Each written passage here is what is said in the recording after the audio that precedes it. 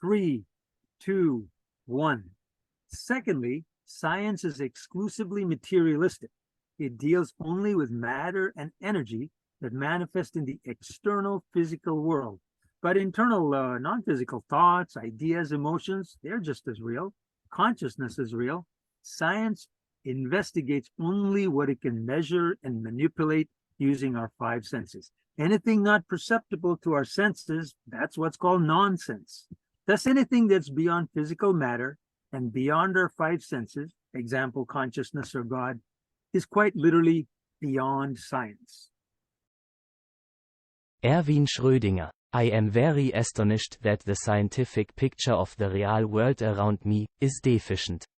It gives a lot of factual information, puts all our experience in a magnificently consistent order, but it is ghastly silent about all and sundry that is really near to our heart, that really matters to us. It cannot tell us a word about red and blue, bitter and sweet, physical pain and physical delight. It knows nothing of beautiful and ugly, good or bad, God and eternity. Science cannot tell us a word about why music delights us, or why and how an old song can move us to tears. Back in the ancient classical Greek days, knowledge about their physical world they called physics in Greek. What they call physics today, we call that science. But the Greeks also recognized there were many other real, valid phenomena that went beyond physics. Those they called metaphysics, literally meaning beyond science in Greek. Aristotle even wrote the classic book about it, Metaphysics, which is still read today. So science is the study of one thing, objects in the physical universe. Yoga studies two things, objects. In Sanskrit, it's called prakriti, also Shakti, and consciousness. In Sanskrit, Purusha, also Shiva. Physical objects are finite, mortal, and subject to time, space, and causality. Consciousness is infinite, immortal, and beyond time, space, and causality. Niels Bohr, 1922 Physics Nobel Prize winner. All of us know that there is such a thing as consciousness, simply because we hate ourselves. Hence consciousness must be a part of nature, or, more generally, of reality, which means that quite apart from the laws of physics and chemistry, as laid down in quantum theory, we must consider laws of quite a different kind. Now, yoga talks about another type of particle, the Atma or Atman, the individual soul, the self, having different properties than those of physical particles. Our body exists in space, while thoughts and emotions exist in Atman, the space of consciousness. Because the senses exist in Atman, it cannot be perceived by the senses. It's like a fish in the ocean cannot see the water. Well, science now recognizes consciousness is required to create a quantum universe. But since it is not physical, science doesn't know how to study consciousness. For thousands of years in India, yogis have studied consciousness and metaphysics, gaining knowledge by going within of that one pure consciousness that they called Brahman. Nikola Tesla, the day science begins to study non-physical phenomena, it will make more progress in 1 decade than in all the previous centuries of its existence. Werner Heisenberg, 1932 Physics Nobel Prize winner. Not only is the universe stranger than we think, it is stranger than we can think. Cool. Maybe science doesn't know metaphysics, but everything it knows about physics is correct, right? Well, actually, no. So what if the physical universe science totally believes in is real, is not real? What if all the matter and energy in the entire universe, which is all that science loves and investigates, is in fact not real? That's exactly what 3 scientists proved. And for that, last year, they got the 2022 Physics Nobel Prize. They proved scientifically that our universe is not real. How unbelievably crazy is that? The realization science is not studying the real reality, sent shockwaves exploding throughout the science world. The two fundamental definitions of reality, according to science, have both been proven wrong. Science is only studying mirages. A mirage can be seen with the eyes. It's a real effect, but is not a real reality. It is an artifact, an illusion, in Sanskrit called Maya, a distortion of reality, and an untruth, in Sanskrit asatya. It only exists due to ignorance in the mind. So scientific dogma says consciousness, quote, emerged from the physical world of matter. If science is now saying matter is not real, then how can the real arise from the unreal? How can consciousness, which is beyond the five senses and is not physical, arise from a physical world? Suddenly, science is being forced to re-examine and redefine what exactly is reality. Werner Heisenberg, 1932 Physics Nobel Prize winner. After the conversations about Indian philosophy, with 1913 Nobel laureate Rabindranath Tagore, some of the ideas of quantum physics, that had seemed so crazy, suddenly made much more sense.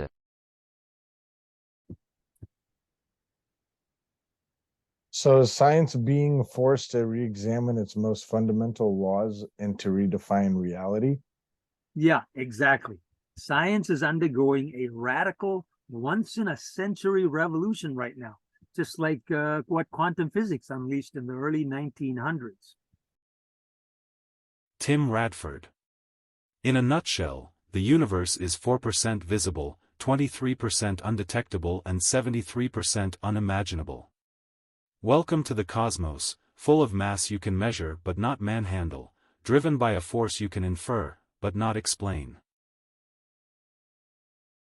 Neil deGrasse Tyson. Dark matter is just simply what we call this thing about which we know nothing.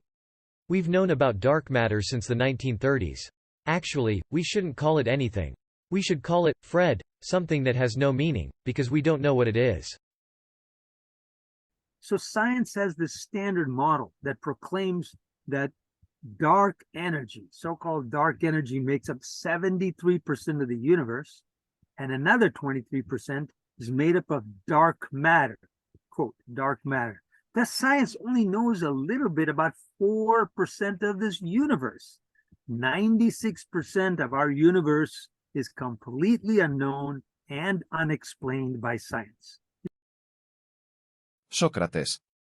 To know is to know that you know nothing. That is the meaning of true knowledge. In fact, modern science barely knows anything. It just got started like, 400 years ago. You could argue a lot of modern science is just pseudoscience, just fantasies created in the minds of scientists, made up of assumptions and fancy math equations. In science, truly more is unknown than is known. For science to progress ethically, scientists need to be more humble. Rig Veda. A person can achieve everything by being simple and humble. Nikola Tesla, July 1934. Today scientists have substituted mathematics for experiments, and they wonder of true equation after equation, and eventually build a structure which has no relation to reality. Lord Kelvin, famous physicist, proclaimed arrogantly in 1900, "There is nothing new to be discovered in physics now. All that remains is more and more precise measurement." Then quantum physics was born in late 1900, and in 1906, Albert Einstein's paper on special relativity came out, and Lord Kelvin kept quiet. Arthur C. Clarke's Law Number 1. When a distinguished but elderly scientist states that something is possible, he is almost certainly right. When he states that something is impossible, he is very probably wrong. Images from the James Webb Space Telescope have recently begun to explode many cherished scientific, quote, truths and theories. The JWST found many galaxies much older than the universe itself. How is that even possible? Science's understanding of fundamentals like the Big Bang, black holes, and even time itself appear to be flawed. 16 predictions made by Big Bang have been proven wrong. And so in just a blink of an eye, the age of the universe, the science says, has doubled from 13 to nearly 27 billion years. So it's no wonder many dogmatic scientists are now like freaking out and panicking. You mentioned that Steve Jobs was a yogi. Tell us more about that. Mark Benioff, after Steve Jobs returned from the trip to India. Steve had the incredible realization that his intuition was his greatest gift, and he needed to look at the world from the inside out. Well, today, Apple is the most valuable company on earth. It was the first $1 trillion company, and it's now worth many trillions of dollars. Apple products have changed our world, and they all came from Steve Jobs' intuition. But when he returned to Apple in 1997, after being fired from his own company, Apple was really in debt, 500 million in debt, actually, and almost bankrupt. How did Steve do that? Take a company from 500 million minus in debt to a company worth trillions, not billions. What was the secret? Well, I say it was yoga. But before we explore yoga's influence on Steve Jobs, let's first take a quick look at how yoga was introduced into the US and the Western world. Swami Vivekananda. You cannot believe in God until you believe in yourself. The very first yogi who made any impact on the US and the West was Swami Vivekananda, who arrived in Chicago in 1893. Now you can listen to his original speech on the internet. When I listen to it, it's in English, and it's just incredibly mesmerizing. He influenced many people, actually, including Nikola Tesla, who then started using Sanskrit yoga words. Nikola Tesla. All perceptible matter comes from a primary substance or tenuity beyond conception, filling all space, the akasha or luminiferous ether, which is acted upon by the life-giving prana or creative force, calling into existence, in never-ending cycles, all things and phenomena. Author Philip Goldberg researched all this and wrote his recent book called American Veda. He interviewed 300 plus famous people who were greatly influenced by yoga and found that almost everybody was introduced to yoga by one man and one book, Autobiography of a Yogi by Swami Yogananda. Steve Jobs, according to his biographer, it's in his book there, he first read Swami Yogananda's autobiography when Steve was 17.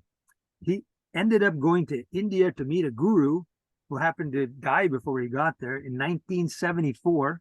He was there for 9 months, and he, through amazing coincidence, found that book again and reread it multiple times, Swami Yogananda's autobiography. And from then onwards, he read it every single year the rest of his life, which is more than 40 times. That's a lot.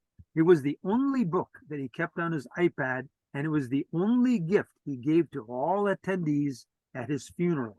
So obviously yoga had a tremendous influence on Steve, teaching him how to create his very famous, quote, reality distortion field. Remembering that you are going to die is the best way I know to avoid the trap of thinking you have something to lose. You are already naked. There is no reason not to follow your heart. Like Bruce Lee, Steve Jobs focused on his heart and intuition. Steve was a very hard man to impress. So if any of you listeners, whenever you get apprehensive or fearful of death, just remember Steve's last words on earth. His sister said these were his last words, and then he died. Oh, wow. Oh, wow. Oh, wow. And as his legend grows, his 15-minute speech at Stanford in 2005, I believe, will be remembered as one of the greatest speeches in history. And actually, finally, I do have to mention that I owe my own life to Swami Yogananda. My Indian father was a yogi and singer of South Indian Carnatic music. My mother, an American, had been reading Autobiography of a Yogi since she was a teenager, like 13.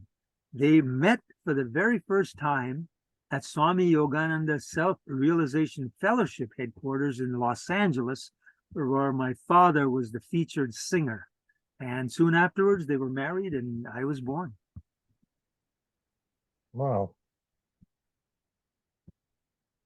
Let's see, why does Rugu yoga place so much emphasis on the importance of sound and music? Sound is the link between the corporal world and that which is beyond. George Lucas. Sound and music are 50% of the entertainment in a movie. Very good question. Now, basically, words move the mind, but music moves the heart. Music is nothing but digits in euphonious mathematical relationships with other digits. Now, a string of an instrument vibrates at a specific frequency, making a note of a specific pitch. If that string is half as long, it makes a harmonious note to the first, called an octave. A string 2/3 as long makes the next most harmonious note, called the fifth, and 3/4 as long produces the harmonious fourth. All these notes are simple ratios of one digit to another. Johann Goethe, architecture is frozen music. Bible, Genesis 1:3. And God said, "Let there be light," and there was light. Now, in the Bible, it says, and God said, "Let there be light," and there was light. In Bible, Genesis 1:3. Well, that means, biblically speaking, that means that sound, the word, existed even before light. So that means sound creates light. Just before God spoke, there must have been a gap of silence. So silence creates sound. King James Bible, John 1:1. In the beginning was the Word, and the Word was with God, and the Word was God. Swami Rama. When chanting a mantra, focus not only on the words, but also on the silence between them, for it is in the silence that the true essence of the mantra can be found. What all five senses sense are vibrations. Sound is the king of senses. Now, in the King James Bible, John 1:1, it also says, "In the beginning was the Word, and the Word was with God, and the Word was God." Does that mean God, sound is God and sound is God? Sorry. Does that mean sound is God and God is sound? Hearing is the very first sense to develop in the embryo. Hearing is our sentinel. It's the very first sense to wake up and the last to fall asleep.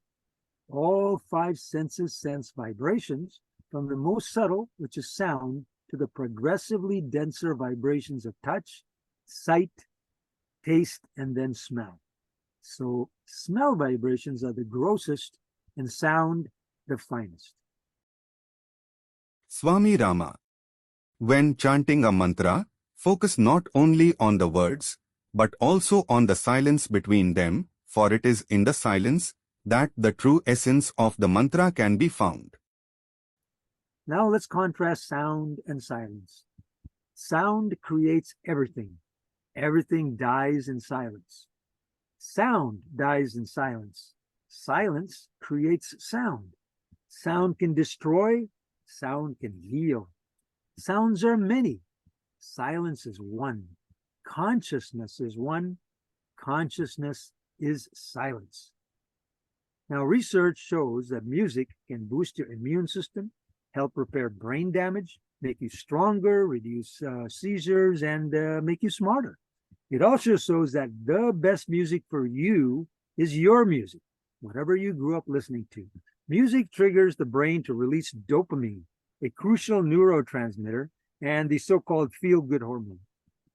Dopamine motivates us to desire, to find interest, focus, search, and seek. Dopamine is what makes us human. Swami Rama.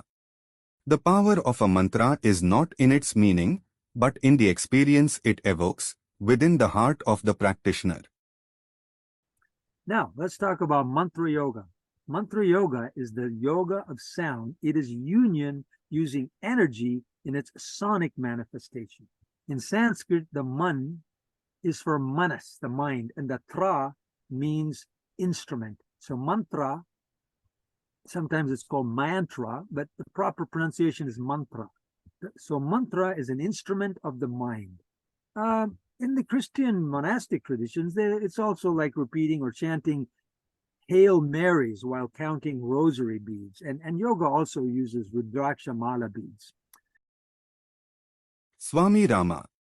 The journey of mantra practice is a journey from sound to silence, from the outer world to the inner world, and from the finite to the infinite. Continuing, so yoga says everything, mental thoughts and emotions, even physical bodies are all forms of vibration. Technology confirms that mantra repetition can alter brain waves significantly. Some sounds are relaxing, but others can create fear or even excitement. Mantra repetition releases neurotransmitters like serotonin and dopamine, critical to emotional well-being. Mantras are the very core of all yogas, so we will go deeper into sound and mantra yoga later in this episode. Sri Sai Baba. A pure thought from a pure heart is better than a mantra. What do you think is the underlying factor that's causing science to make mistakes? Well, it's all about consciousness, which science they call it the hard problem, which is to be solved with logic and numbers and mathematics. This problem of consciousness was born with quantum mechanics, argued by Max Planck in 1900, who coined the word quantum, which in Latin means quantity. Countless experiments have proven that consciousness plays the critical role in creating our quantum universe. So no consciousness, no reality. If mind over matter is real, then what does science have to say on consciousness? Well, nothing. Science is not science without numbers. So physics has no answers because consciousness is metaphysics, beyond physical, beyond senses, and beyond numbers.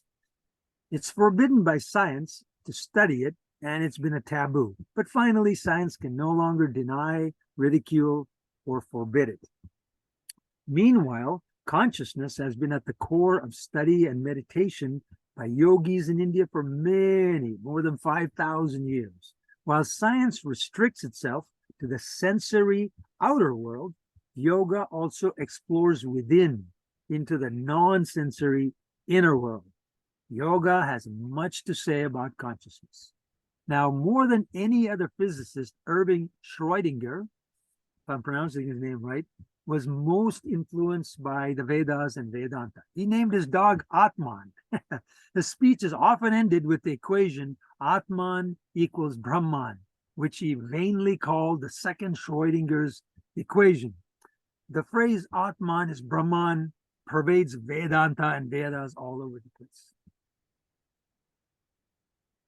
Quantum physics, I'm sorry, quantum physics eliminates the gap between observer and observed. The Upanishads say they are both the same thing. Rugu Yoga unites physics and metaphysics. Objective science, the outer world, with subjective yoga, the inner world. Separated, they are incomplete. United, they are divine. Wait for the 5 seconds.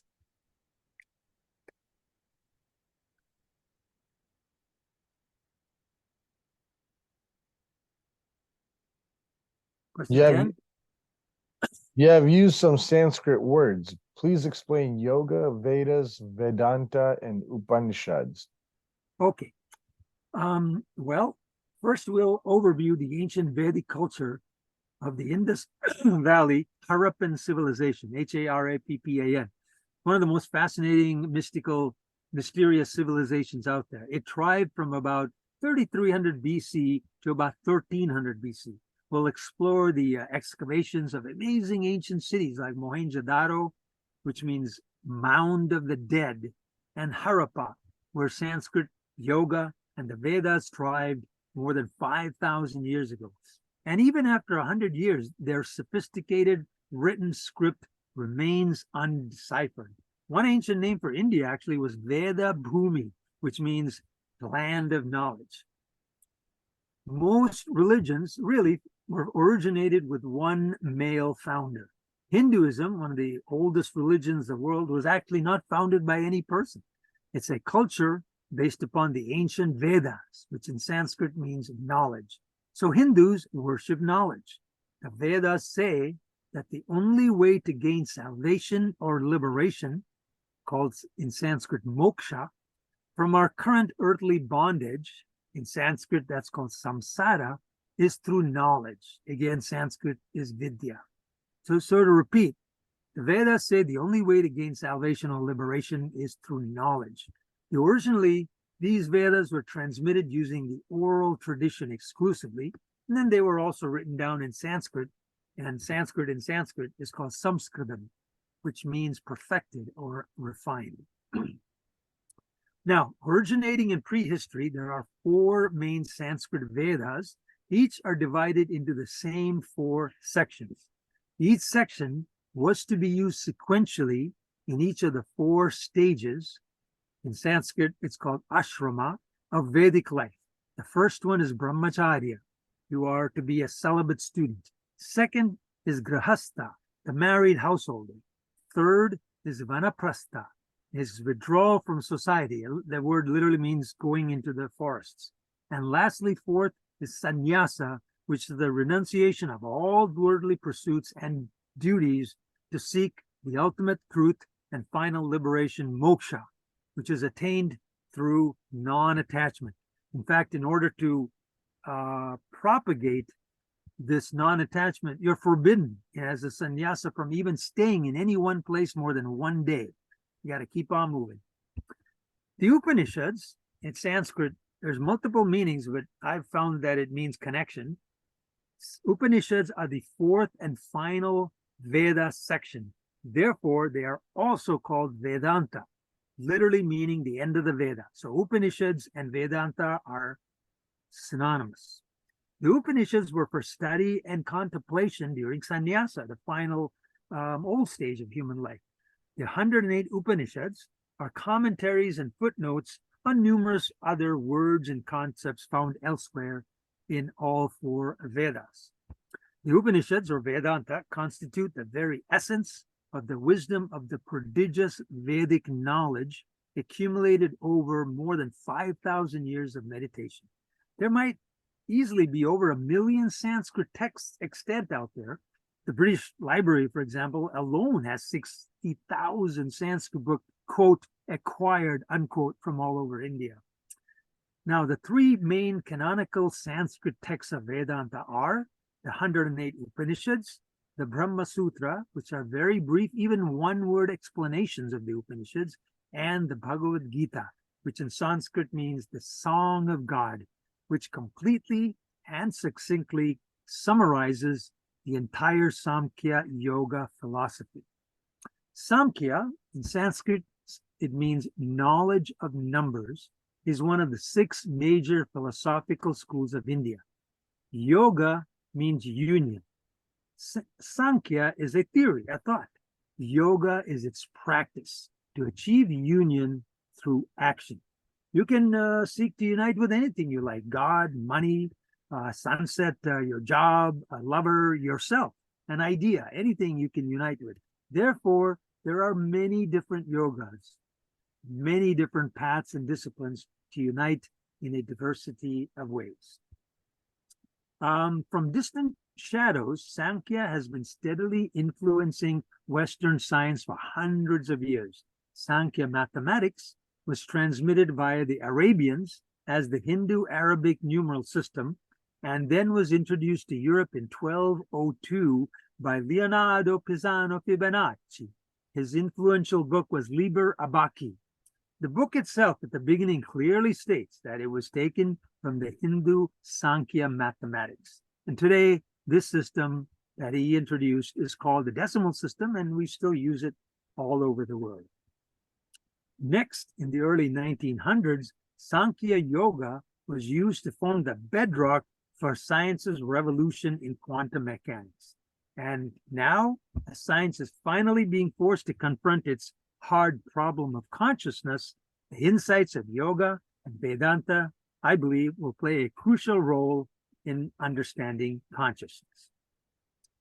Well, let's see. It may surprise you that Bhagavad Gita Sankhya philosophy influenced most of the prominent quantum scientists of the early 1900s, including Nikola Tesla, Albert Einstein, Robert Oppenheimer, and all three of the greatest pioneering minds of quantum mechanics, Werner Heisenberg, Niels Bohr, and Erwin Schrödinger.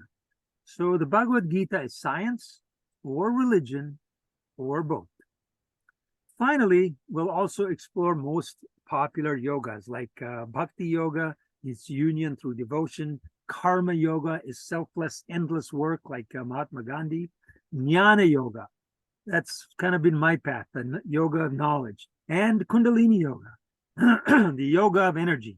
And most in depth will be what I have personally specialized in practice for 32 years, which is Raja Yoga, the yoga of meditation, Mantra Yoga, the yoga of sound, and Ayurveda, the yoga of health.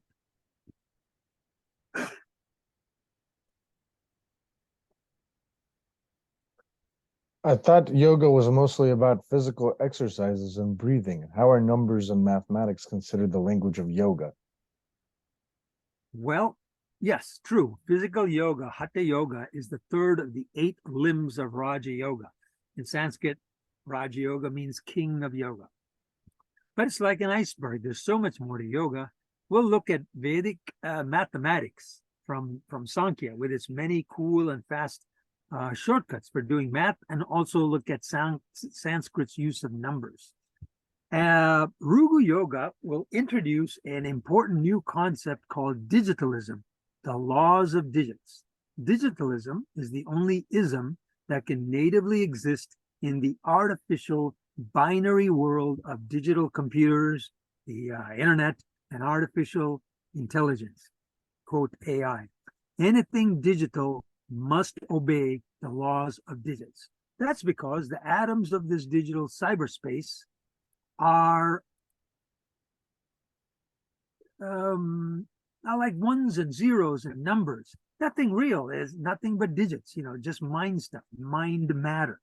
It's like in the first Matrix movie when Neo attains yoga samadhi and he unites with the Matrix. He sees that the entire digital Matrix world is an illusion, Maya, a simulation made up of just sequences of green digits.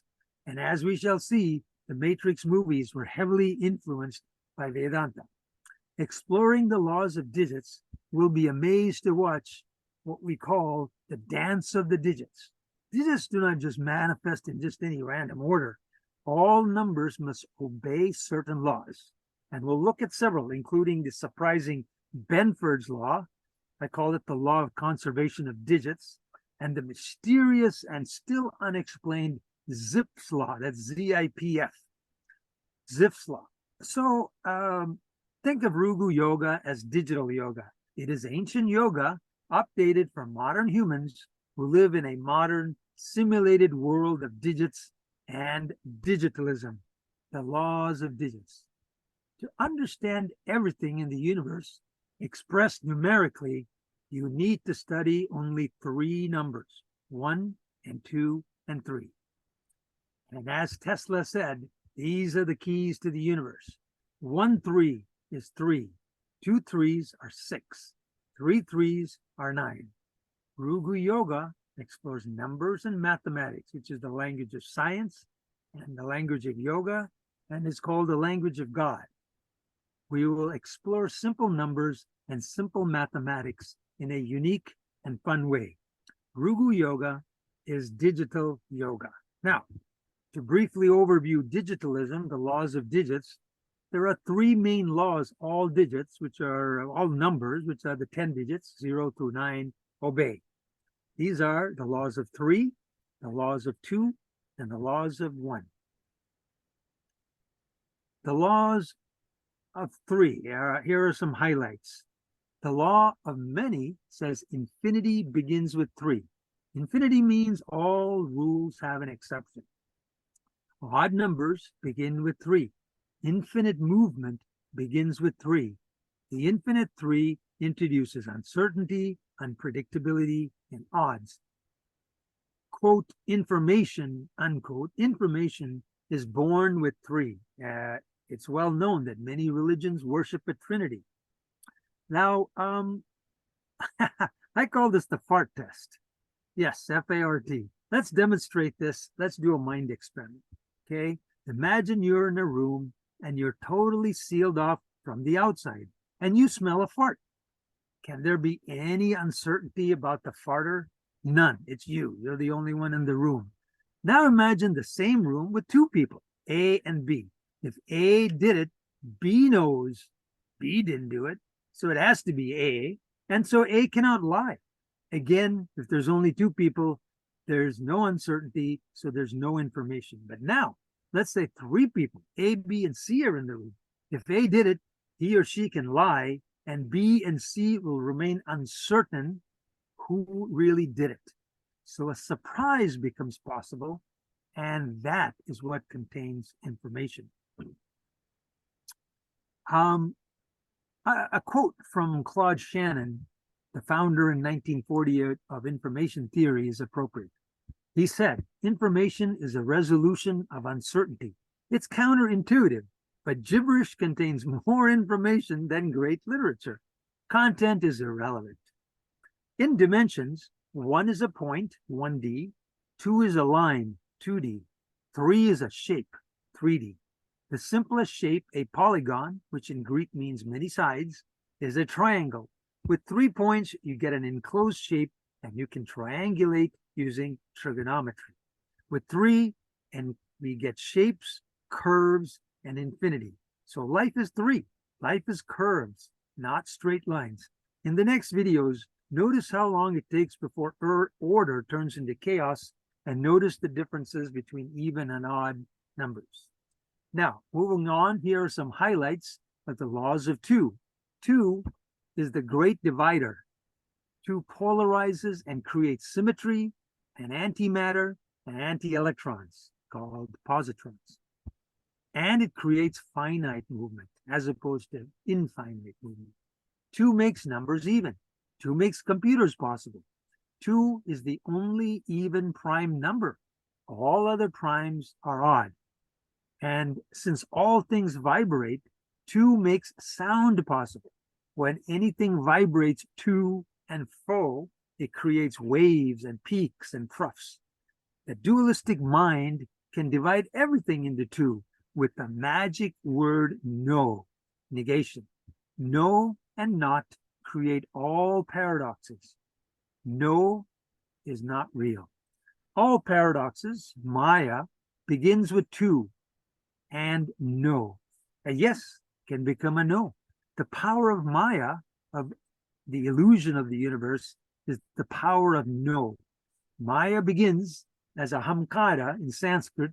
It's the I maker. It's sometimes called ego, but it's not perfectly correct.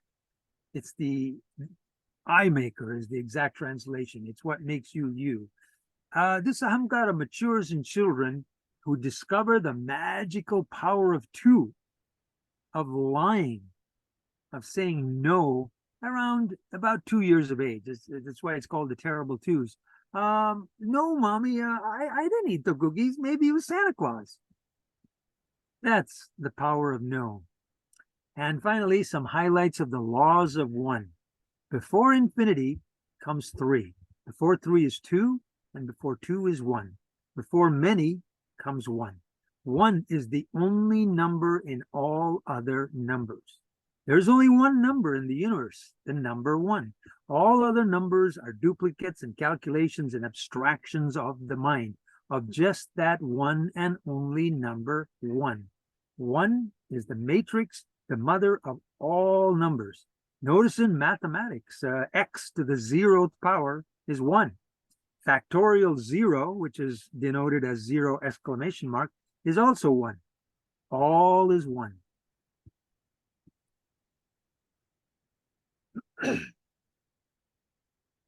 So, Sankhya spawned yoga, and the Sankhya worldview also underpins all of quantum physics. Yes, exactly. Raja Yoga and quantum physics originated from the same sources, the Vedas in general, and Samkhya and Vedanta in particular. Now, let's talk about Oppenheimer. In 1933, Robert Oppenheimer learned Sanskrit. It was either a sixth or eighth language, so he could read the Bhagavad Gita in its original text. He quoted it often, gifted it to friends, and kept a copy near his bed. As a professor at UC Berkeley, Oppenheimer quoted passages from the Vedas in every class. During his McCarthy trials on suspicion of communist leanings, he refused to swear on the Bible and asked for the Bhagavad Gita instead. When he attended Franklin Roosevelt's funeral, again, he recited from the Gita, chapter 17, verse 3. Oppenheimer listed Bhagavad Gita among the top 10 books that shaped his life. And when the first atomic bomb was exploded at Trinity, it's in a TV interview, he said a Bhagavad Gita verse came to his mind as the key text on Samkhya. Arguably, the Bhagavad Gita helped in creating the atom bomb. Now, many non-scientists were also influenced by Vedantas and Samkhya, including Mahatma Gandhi, Aldous Huxley, Carl Jung, Henry David Thoreau, Ralph Waldo Emerson, Walt Whitman, Alan Watts, Hermann Hesse, Somerset Maugham, Arthur Schopenhauer, Immanuel Kant, Rudolf Steiner. It goes on, and of course, countless Indians as well. Finally, in the modern times, Vedanta has influenced J.D. Salinger, Joseph Campbell, Carl Sagan, James Cameron, George Harrison, the Matrix movies, Will Smith, yes, Will Smith, Hugh Jackman, Robert Downey Jr., who else? Julia Roberts, Miley Cyrus, Tina Turner, Sylvester Stallone, Steve Jobs, Mark Zuckerberg, Russell Brand, British Prime Minister Rishi Sunak, and Indian Prime Minister Narendra Modi. A lot